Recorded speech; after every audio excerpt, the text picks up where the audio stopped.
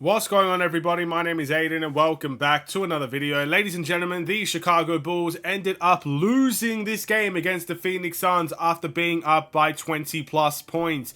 Again, a very similar mindset and game to the Golden State Warriors game in the sense that we had a strong first half, scored 66 points in the first half of this game, and then in the second half, we ended up blowing it all away as Kevin Durant and the Phoenix Suns just kept on coming, did not want to give the game up, and in the end, by the stretch of their teeth, by the smallest of margins, they managed to pick up the win, complete the comeback, and the Bulls end up losing to the Phoenix Suns. We have not beaten the Phoenix Suns in 6 years. This was the golden opportunity to do it, and we let it slip away. So what went wrong for the Chicago Bulls? Let's discuss it in this video. Before we get any further, if you liked the video and you want to see more from me, drop a like, drop a follow, and or subscribe if you are new, and let me know in the comments below your thoughts about the Chicago Bulls, their game today, your player of the game, and yeah, if it really even matters, everything in between. Again, we lost the game by 2 points, 115 to 113, and the second half was dreadful. Let's be honest, I can't even think of anything that we did wrong in the first half. The three-point shots were flying. We were able to get open shots at any given time. The mid-ranges, the threes, the paint, it was all ours to dominate. The only thing that Phoenix really dominated in the first half of that game was the free throw battle. And that's the only thing they really had in their side. But the second half, Kevin Durant comes alive. Had a first half that was horrible. I think he can even admit that in his own accord. Comes out in the second half and absolutely kills the Bulls single-handedly. Made about 5 threes in the second half. Made mid-ranges. Made the final shot to win the game. And just everything was on Kevin Durant's side. He had a great second half. Then obviously other guys came into the fray. The Bulls lost their composure as soon as Eubanks fouled Andre Drummond in the paint. And Drummond got a little bit physical. That kind of set the spark for Phoenix. And when you have a team like Phoenix that you're playing against, you don't want to give them any chance to really light up the crowd. You don't want to give them any chance to bring some energy into the game. And Eubanks is what he's known for at the end of the day. He's known for being a complainer. He's known for being a guy that can boost up their energy with some hustle plays. He's known for his hard fouls. You saw all of that, and that is why Phoenix made the adjustment to close out with him in the game. Well, not necessarily, but he placed a big minutes in the fourth quarter over Jusuf Nurkic, who did not have a strong game this time out. And everything went wrong. Everything went wrong in the second half. Our points tally dropped dramatically in the second half. It felt like we couldn't make a shot. Again, the Bulls looked lifeless on the defensive end for a lot of that third quarter. It looked like, it took a while for Phoenix to get the lead. They got the lead midway through the fourth quarter, but it felt inevitable in many ways. And there were a lot of Bulls fans in the watch-along saying this game was lost when the Bulls were up by about 5 points.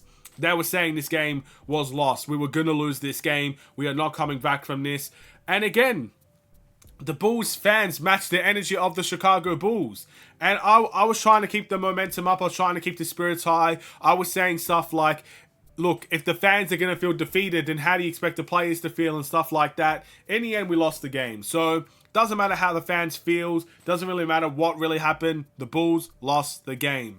And it went wrong in the second half. It went wrong with the way that we approached the second half. It went wrong in the way that we allowed Kevin Durant, the best player on the Phoenix Suns team, to cook and cook constantly. And it just never really went in our favor whatsoever. I'm happy with, performances from Kobe White. I'm happy with performances for the most part from Nikola Vucevic, and Ayo had a great game. Bulls players had great games in this time out. But I can't get over the fact that we were up by 20 points. The only 2 times the Bulls were up big in the first half and were up by over 20 points in the first half. We've given away that lead and lost the game. That is twice in a season, twice within 3 weeks. That is not good enough, ladies and gentlemen. We need to be better. We need to have our composure, because that's a weak mentality issue. We could talk about it from any other sports point of view. When you have a big lead, whether it's in basketball, whether it's in AFL, whether it's in soccer, whether it's in, again, the NFL, whatever the case may be, whatever sport it is, if you have a big lead and you choke it in the second half in a dramatic turnaround, that is a sign of a team with a weak mentality. And that is kind of what we saw in this timeout. And I don't want to see that. I don't want to see that often. But again, it is what it is. We haven't beat the Phoenix Suns in 6 years. We'll hopefully in the 7th year we can do it. We'll wait and see next year what ends up happening. We won't be versing the Phoenix Suns again. Fair play to them in all fairness as well. They did have, again, their second half was truly phenomenal. You can't take anything away from them. But I'm going to be a salty Bulls fan, ladies and gentlemen. We have to talk about the referees in this game. I feel like this is the first time in a long time that I talked about the referees in this game, but I felt like they did so many things wrong in the second half, it was borderline unbelievable. Now, I'm not going to say everything went wrong for the Bulls. I think there were some calls that were correct, but there are 2 calls that I have a problem with. And if you have a problem with it, fine. If you don't have a problem with it, fine. I'm not really interested in how other people view it. I'm going to say my piece and leave it at that. First and foremost, I want to talk about the DeMar DeRozan foul that was challenged, and the challenge was successful. Now, was there an offensive foul on DeMar DeRozan? Yes, there is no denying that. There is absolutely no denying DeMar DeRozan dragged down Grayson Allen in the midst of his jump shot. But I truly believe in my heart of hearts that Grayson Allen fouled him first. That Grayson Allen made contact first before DeRozan dragged him down.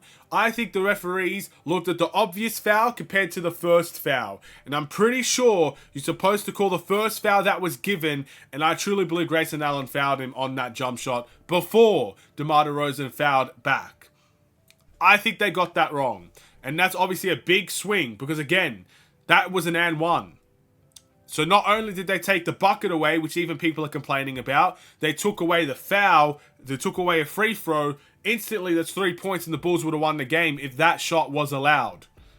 So, again, I think they got that wrong. And the second one, I think they got the Patrick Williams foul and the alley-oop wrong.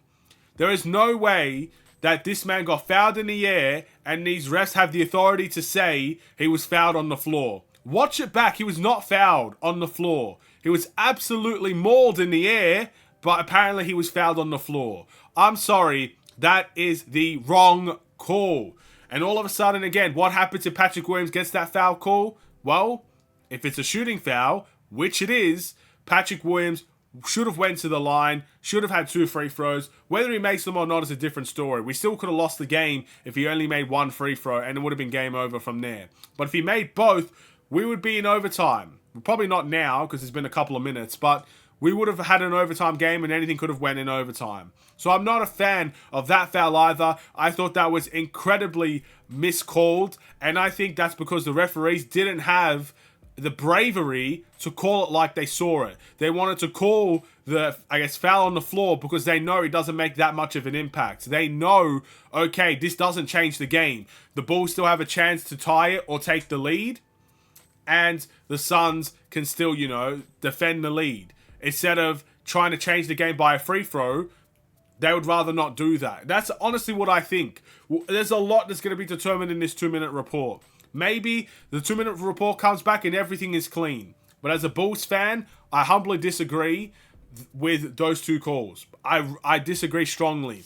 Definitely with the Patrick Williams call. The Grayson Allen one is up for interpretation in my eyes. But that Patrick Williams call, there is no way he was not fouled in the air. And I cannot believe they called it like that. So, again, I mean, even if he's fouled in the air, it's a shooting foul as well. Is the guy just going to grab an alley-oop and pass it out? Like, did you really think that was going to happen? It's clearly a shooting foul. I just can't believe they didn't call it. So again, you can say the Bulls got robbed, you can say the game is rigged, whatever the case may be. I will say this, as much as I disagree with those calls, we should have never let them come back that quickly and that easily in the first place.